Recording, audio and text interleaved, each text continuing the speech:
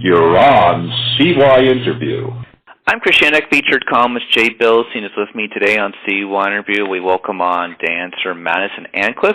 Hailing from Australia, she is the principal showgirl for her Knock Rawson's Las Vegas show Extravaganza that takes place at the Jubilee Theater at Bally's Hotel and Casino, of course, on the Las Vegas Strip. Madison, thanks for joining us on CYInterview. How are you? I'm good, thank you. Thank you so much for having me. Oh, we're so delighted to have you today. So, just to begin, every artist that ends up in the entertainment capital of the world has an interesting story of how they got here. So can you give our listeners an overview of how you ended up in Las Vegas? Well, I started dancing when I was really young and just kind of fell in love with it and decided to make it a career. And from there, I've sailed with multiple cruise lines and worked all over the world, and an opportunity popped up at the end of 2019 for a brand new variety show on the Las Vegas Strip. And I thought I would give it a shot. I sent my stuff in, went through audition rounds, and was really excited to be successful and to gain a position with Extravaganza. So in February of 2020, pre-pandemic days, I flew out here and began rehearsals and went through all the production elements, and we got a show up and running, and we premiered. And yeah, I found myself in the city of entertainment, and it's been amazing. What have you enjoyed most about performing in front of Las Vegas audiences? No audience is ever the same, which is amazing. We have so many different acts and elements to the show, and being able to see an audience's reaction be completely different every night is exciting. It's intriguing. It keeps us as entertainers on our toes, just to kind of see what audience is going to laugh the loudest or gasp the loudest. So it's the versatility of the audiences that come through our theater is really amazing. You have performed all across the world, but you really enjoyed performing in France at the Royal Palace International Music Hall. What was that like before you ended up in Las Vegas?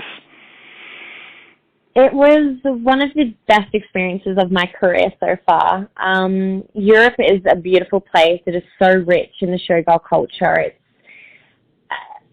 It's a place that a showgirl just thrives, really. So to be able to be on stage every night in thousands of dollars worth of Swarovski crystals, doing can-cans and being covered in feathers was just extraordinary. It was a dream come true and something that I had dreamed of since I was a little girl. So to be there and to be able to live that dream for 2+ years was, it was a very big pinch me moment. Jay? Madison, I often refer to dancers as athletes because they're artists, but they're also athletes. Could you talk to us about some of your formative training, how you came to be a dancer, what your dance background is, perhaps how dance training is different in Australia than in the United States from what you've seen? So as a young girl, I started dancing at 3 years old, and I started in ballet class. And then, the noise of the tap class next door intrigued me, and I wanted to give that a go. And the jazz dancing with all the nice costumes was also, very awing for a 3-year-old. So I started off with the 3 basics, and then as I grew older, just fell in love with all of the different styles within the dance world and trained in a lot of them. And I went on to then study it full-time. And from that, I gained a diploma and started auditioning for jobs and companies all over the world. I sat examinations to gain high levels within syllabuses that are very well recognized within the industry as well. So that things like our technique, our foundation.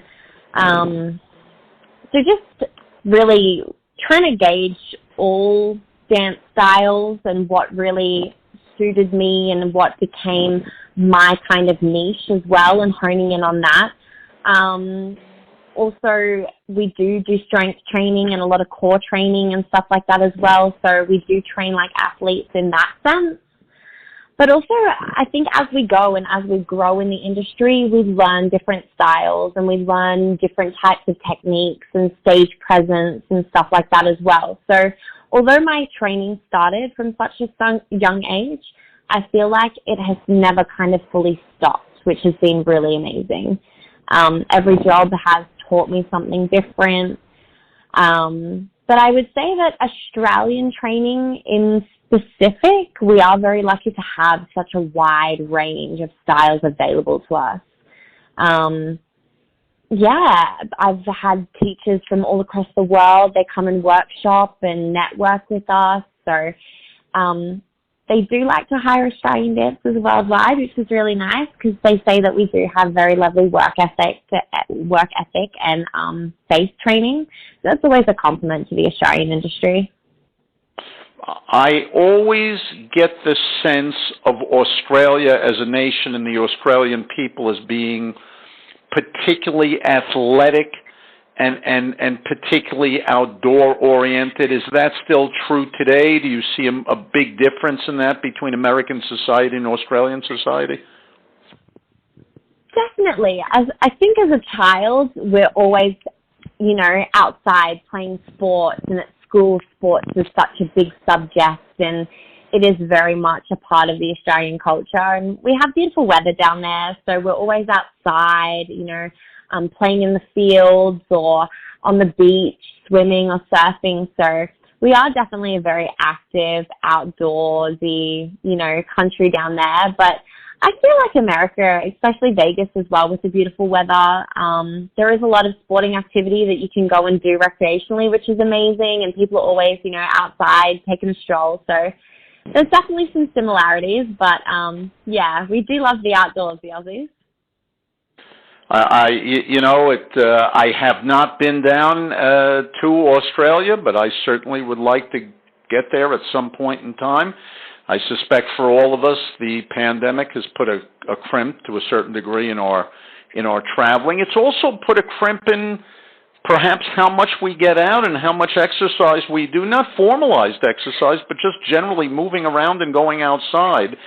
Had it been very challenging for you to get back to dance after having been kind of tucked away for a bit during the pandemic?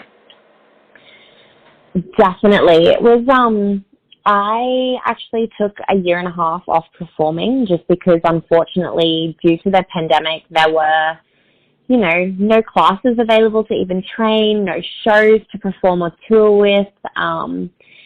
And it was something that I've done since I was 3 years old. So majority of my life had kind of stopped. I didn't know who I was without it, and it was definitely a big transition to not even be able to train properly. It was a sad time, I could say, but it also makes me thankful right now to be back doing what I love and to have this opportunity and to be able to not take any moments on stage or even in the studio for granted. It was a very, very big difference, but it seems like the worst of it's behind us, which is fantastic news. From your mouth to God's ears, as they say. Chris? Madison, why should, when somebody visits Las Vegas, why should they come see Extravaganza? Extravaganza is just it is this world, and it sucks you in, and you cannot help but be completely captivated for that 1 hour and 30 minutes. And you experience everything. You have, this sense of adrenaline when you're watching our thrilling acts, and you're happy and you're sad and you're happy and you're ecstatic and you're on the edge of your seats, and it's just so versatile. It's so visually pleasing to the audience that you can't help but love it. And it's a classic Vegas story. You're up on your luck, there's love, you're in the city of sin, there's bright lights. It is the perfect Las Vegas dream put on stage. It's just fantastic. It really is. You can see dancer Madison Antcliff in the Las Vegas show Extravaganza, taking place at Bally's Hotel and Casino on the Las Vegas Strip. So for dancer Madison Antcliff, featured columnist Jay Bilstein, and CYInterview, I'm Christian.